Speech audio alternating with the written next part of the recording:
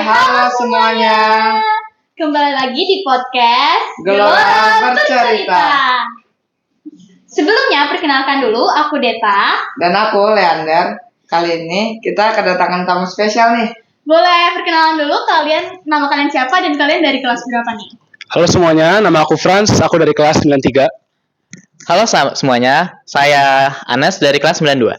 Oke, dengar-dengar kalian ini adalah 2 orang siswa dari SMP Saudara Sawah yang lolos ke Seminari Mertoyudan. Puji Tuhan ya. Benar. Gimana sih perasaan kalian saat kalian tuh tahu nama kalian ada di banyaknya nama yang lolos di seminari itu? Oh, oke. Mulai dari siapa dulu nih? Aku dulu ya. Jadi sebenarnya nih kita insight dulu ya buat teman-teman mungkin yang belum tahu apa itu seminari. Jadi sebenarnya seminari itu adalah sekolah pendidikan untuk calon imam. Tapi dia fokusnya itu adalah ke pembinaan iman dan juga spiritualitas rohani. Tapi tetap ada pembelajaran biasanya. Terus juga orang-orang kadang-kadang bilangnya salah paham. Jadi kayak gini misalkan, kamu seminarinya di mana? Di Seminari Mertoyudan. Dan mereka ngira itu tempatnya atau nama tempatnya, nama seminarinya, padahal itu adalah nama lokasinya. Karena ada di Kecamatan Mertoyudan. Nah, jadi sebenarnya namanya itu adalah Seminari Petrus Canisius, Santo Petrus Canisius di Mertoyudan. Itu adalah santo untuk spiritualitasnya.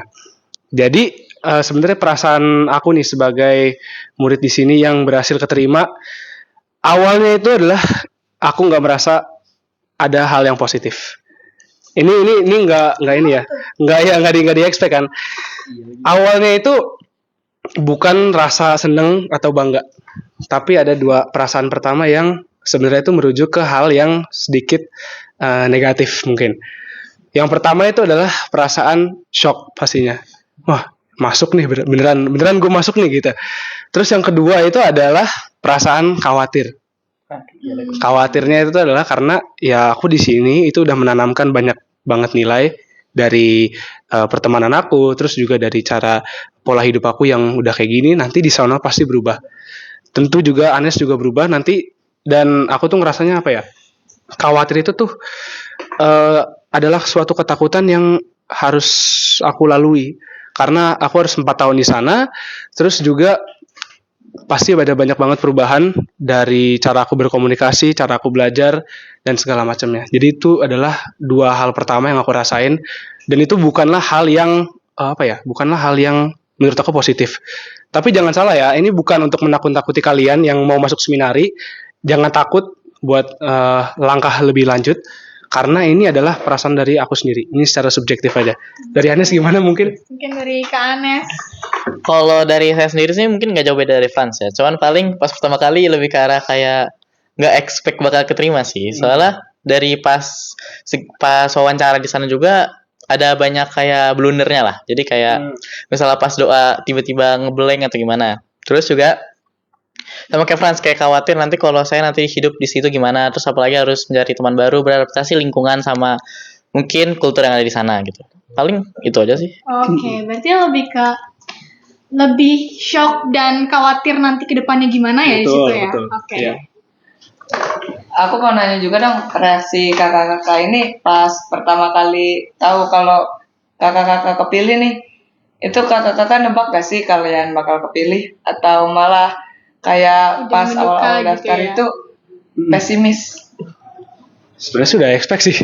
Nah, gimana pasti. Enggak, ini bukan menyombongkan diri, tapi kayak ya aku punya feeling yang kuat pasti bakal keterima, karena ya keimanan juga salah satu yang menjadi kuncinya. Gitu nggak sih guys? Bener nggak sih? Bener ya? Kalau boleh tahu, kan kalian lolos dan pasti banyak berita-berita yang simpang siur lah di anak-anak SMP ini. Gimana sih reaksi teman-teman kalian tuh tahu kalau kalian lolos ke seminari? Banyak sih sebenarnya sih, nggak cuman seneng doang. Ada yang kayak bangga, kaget. Sedih ada nggak sedih? Ada yang sedih nggak? Paling ada sih. Ada ya. Dari siapa tahu misalnya suka gitu terus keterima. Ya. Gitu aja gitu. Ada aja ya. Oh, bisa, oke. Banyak sih variasi. Tapi udah pada menduga gitu ya? Udah pada kalau kalian- menduga. Kalau Anes gimana? Lebih ke Kalau arah pada kaget sih kok tiba-tiba pengen ke seminari sih. Oh iya. Dari lingkungan rumah gitu-gitu. Oh dari lingkungan ya, dari lingkungannya dia. Lingkunganku juga sih pada kaget semua. Tapi aku mau tahu lebih lanjut nih. Kapan sih awal mulanya kalian itu merasa kayaknya seminari aja deh, nggak mau sekolah SMA biasa. Oke. Itu apakah itu dari emang kalian sendiri yang mau, atau ada dorongan dari orang tua, atau bahkan mungkin orang lingkungan, atau bahkan romo paroki? Oke. Banyak faktor sih, tapi yang aku utamain itu ada 2, yaitu sebenarnya dari inspirasi semua. Yang pertama itu adalah dari romo-romo paroki. Kita kan di Santo Servasius ya. Iya. Romo-romo di sana tuh dulunya mereka ada di Seminari Mertoyudan. Mereka tuh juga menurut aku spiritualitasnya baik karena mereka ikut serikat Yesus.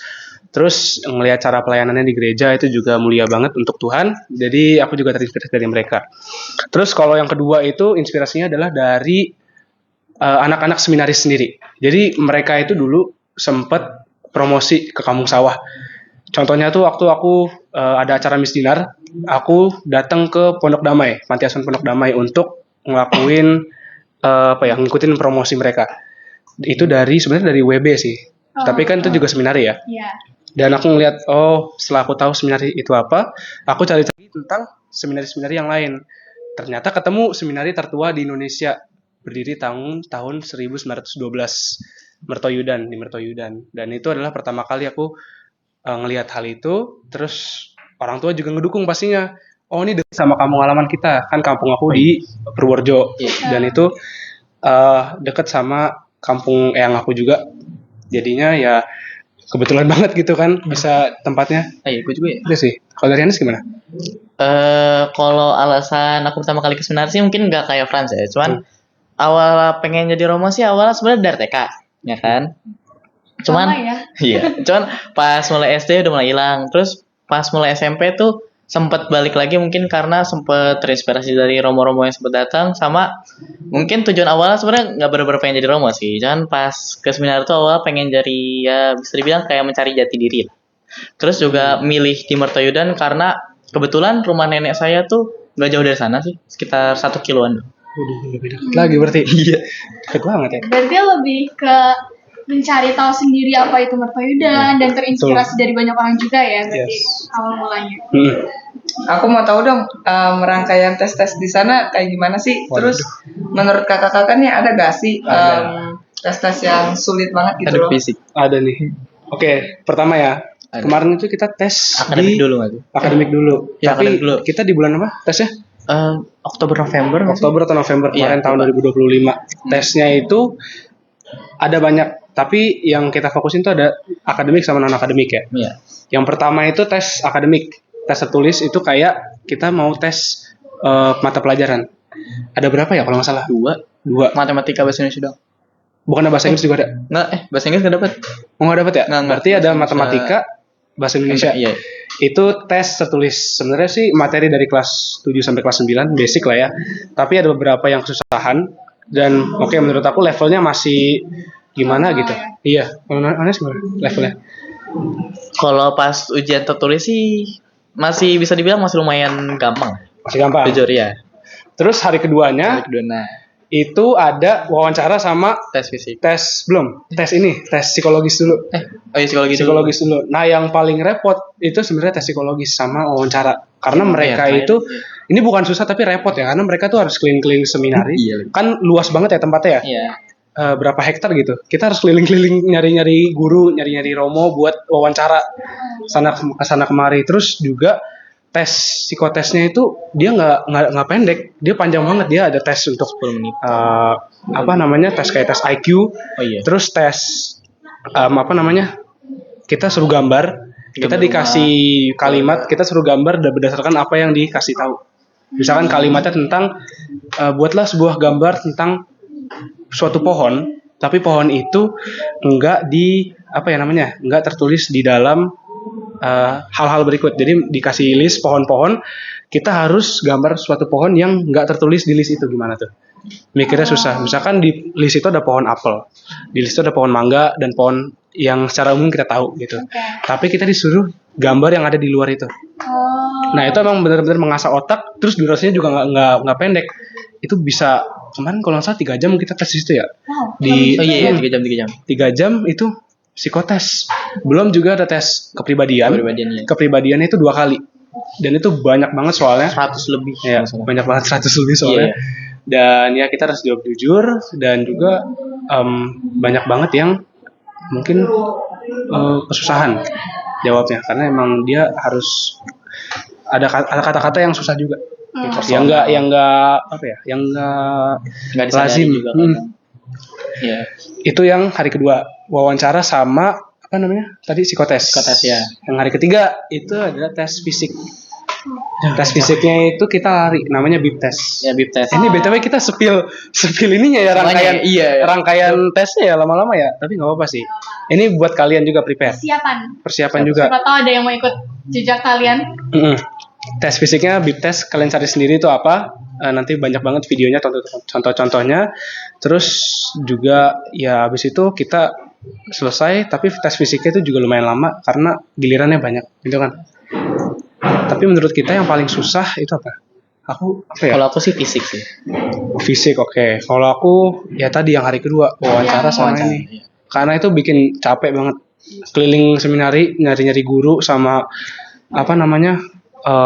Psikotesnya itu bikin apa ya? Pusing gitu kata-katanya. Gue wawancara sampai jam 9. Jam 9. Apa jam 9 malam kita masih bangun di Iya, sana. masih wawancara Sampai jam 9. terus dilanjutin lanjutin Iya. beberapa kan. Aku salah satu orang yang kemarin itu terakhir selesainya karena kamu juga ya. Iya. Karena di situ tuh kan dia ada suatu polanya gitu ya. Orang yang kesini tuh siapa aja, yang kesini siapa aja. Tapi tuh sempat kayak bentrokan gitu. Bentrokan, berhenti, terus di pause bentar berapa jam. Mulai lagi di jam 5 sore kalau nggak salah. Itu udah gelap posisinya. Yang lain-lain nonton film, kita masih sibuk ini ya. Muter-muter ya. Sibuk muter-muter gitu pokoknya. Berarti lebih ke ribet ya daripada Ribet sih, susah iya. mungkin. Jadi nggak ada yang susah guys, nggak ada yang susah. Jadi jangan takut ya buat tes ya. Oke. Nggak ada yang susah. Mungkin Itu ribet aja. karena banyak juga yang Benar. mau masuk seminari, terus jadi pesertanya yang ikut sana tuh ikut tes banyak, jadi makanya lama. Kita kemarin 120 orang. Ya 20-an lah. Iya, 120 orang tuh tesnya tuh. Selama itu. Iya.